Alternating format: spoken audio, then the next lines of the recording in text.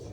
Now see that belly button? I gotta remember when I draw Daisy Duck that she has a big beautiful bow on top of her head.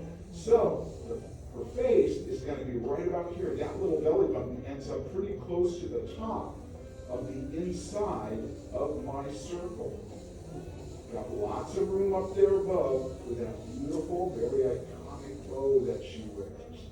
And I'm just rolling around about 10 times. Look at how lightly I drew that, because I don't want those lines to show up in my final drawing. This is just the construction stuff. This next part can get a little tricky for kids, so moms and dads, if they need help, help them put a straight line right through the middle of that pizza pie. Slice that pizza pie in half, okay? Just like that. You can see I went up a little way and down just a little way too. Now we're going to put a crossing guideline, but it's not going to go right through the middle like that one did. It's going to go closer to the bottom. I would say about this far from the bottom. Now see how much of that circle you can see underneath this crossing line? That's how you know where to put it. Just about that high. Now, of course, being the glamour girl of Disney, that's what I think of Daisy. I think she's just so beautiful. I'm going to go ahead and give her a beautiful smile. I'm going to follow this circle and boom until I hit that crossing guideline that we just drew. And I'm going to draw a little letter J right here against her cheek. Just like that. Okay, that will be where her cheek is. And this will be the other one right over here. So I'm going to do a backwards letter J on this side. These are actually the corners of her beautiful smile. And since she's going to be smiling so big, it's going to be pushing up her cheeks. And so, this little single line rainbow shows that it is. There we go. Now, I'm going to go underneath these J's and pretty much even with the bottom of my circle, so that far down, I'm just going to go under the J and I'm going to put a teeny little tick mark there, teeny little tick mark under that one, and then I'm going to bring a hill from here to there. And you can see I'm shaving off a little bit of the bottom of my original circle as I go from here to there. Now, remember these letter J's? I'm going to turn it into a letter S right now. Just go down to that hill on both sides too. There we go. And I think you can start to recognize the top of her duck bill here. Let's go ahead, get that nice and locked in. Now I'm feeling good about what I've drawn, and so I'm just going to lock in the good lines. Any sketchy lines are just going to kind of disappear into the background. You won't even notice them. Now, underneath this line here, I'm going to put another little hill, just like this. That is to show that her bill has some width to it, some thickness. Her cheeks are going to be coming up and around the corner of her smile. Now notice that I do not go past that line there. Okay? I'm going to go up and over, but when I get to that line, that's where I'm going to stop. There we go. Let's get that locked in. That looks good. Nice, snug, upside down letter U going around the corners of that smile. Now to open her mouth up, because when we draw a character like Daisy or Donald or Mickey, we want to give them a big, the happiest smile that we can give them. We call it a laughing smile. They'll have an open mouth. Here's how we do it. I gotta get my head into light and loose mode. Don't want to draw a dark line yet. But I'm going to go to the side of the cheek and very lightly just pull down a line from that cheek, a line from that cheek. Now I'm looking at that center guideline and I'm thinking, hey, that looks pretty even Steven on both sides. Well done. I'm going to go ahead now and just join those two together. Make sure you don't go down too far. If we were drawing Donald, his mouse would come way down because he's got a big mouth. You know, Donald. He's always shooting his mouth off. But Daisy is beautiful, petite, elegant, glamorous. So she's just got this very, very elegant smile. There we go.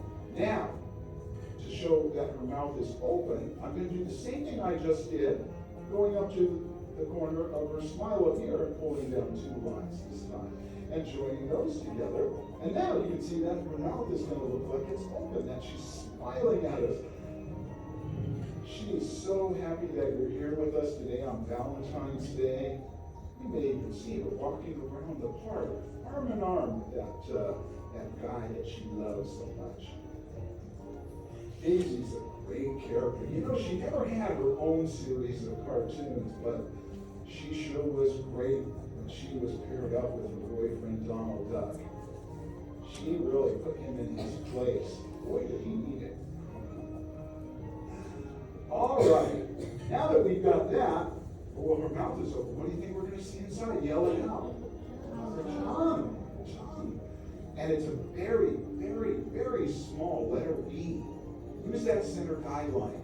Put that right in the middle of that very small letter B. I even give the sides a little bit of a curve. Okie doke. Now, let's take a ride on the Incredicoaster. We're going to go down the hill. We're going to go up the hill. Down the hill. We're going to go up the hill. I'm a little dizzy. I think I need to sit down for a while. I am. I'm already sitting down. All right. So now we've got the top of her bill as well. I'm going to leave it just kind of light and loose for a minute. Because in these pockets that we just drew, we're going to put her beautiful, beautiful eyes. I'm going to go right against her cheek here, and I'm going to bring up a big curve. It goes way up high in my original circle. I'm going to match that over here in height. Yep, they look pretty even. Now I'm going to do a U-turn. I'm going to put a big goose egg right there in that pocket. And I'll do the same thing. Look at, see how far I am from that center guideline? That means this one should be right about here. And it is. And it's looking pretty even. There we go. Yep. I'll go ahead and lock these things in. And we can go ahead and lock in that roller coaster track down below too. We'll do that in just a second. Daisy originally started out with a different name. They were calling her Donna Duck. She had a small part in an old Donald Duck cartoon called Don Donald. And when she spoke, she sounded just like Donald Duck. Well, right away they thought, well, we need to bring this character back, but that voice is just, her name sounds like Donald Duck, and her voice sounds like Donald Duck. We've got to make her distinctive, so we gave her a beautiful feminine voice. Originally, it was a wonderful actress named Ruth Clifford. Ruth did Daisy's voice in a lot of the very old cartoons, and did very well, too. I'm going to draw her pupils low and inside, right down here. And notice that my pencil goes completely around, not just a half a circle up against the side, because she'll look cross-eyed if you did that.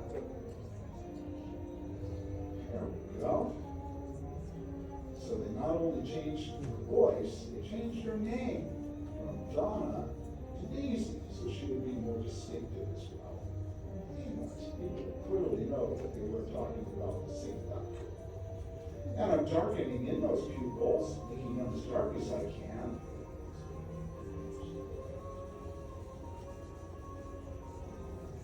Okay, now this looks a lot like Huey, Dewey, or Louie right now, but we're going to change that. I'm going to go right about here. Let's see, on this side down, right about here. And on the inside, just a little lower than that. So I say right to here and here. And I'm going to start there and bring a curved line across and down. And I'm going to bring this one over and up. That looks good. I'm going to go ahead now and just lock in her eyelids. There we go. Locking in the good looking lines. Okay. Now, let's head right to the middle of this eyelid. And I'm going to go outwards with 3 flicks of my pencil. 1, 2. This one's a little longer. And then 3. There we go. Let's jump over to the other side. Let's do the same thing. 1, 2, 3. She's gorgeous. Donald certainly thinks so. And you know, seeing as she is, she's going to have that classic bone structure, like all supermodels, right? I'm going to go ahead right above her cheeks and just put a little bit of a curve at the top, just to give her a little more structure in those cheeks.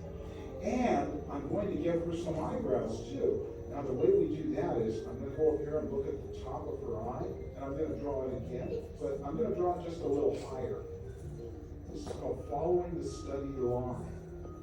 looking at the curve below and drawing it again a little higher. Look at that, she's got an eyebrow. I need to match that over here. So I will. I'll just look at this side. Draw this one a little higher. Just the top. It's a little higher on the inside, a little lower on the outside. See what goes. Let's get that one locked. Now I've got to lock in the sides of her face from the cheek up to that brow that we just drew. So I'll do that very simply by choosing one of my original circle lines. Okay, now that beautiful bow that she's so famous for wearing on top of her head, I'm actually going to draw the knot of the bow first. It's going to look like she's balancing an egg on her head because she is so graceful. She could get a job at Cirque du Soleil. Let's go ahead and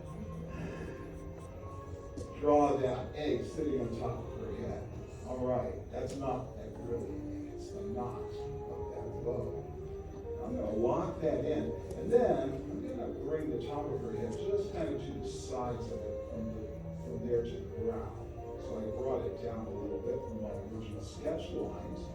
But the bow now is going to look like a butterfly.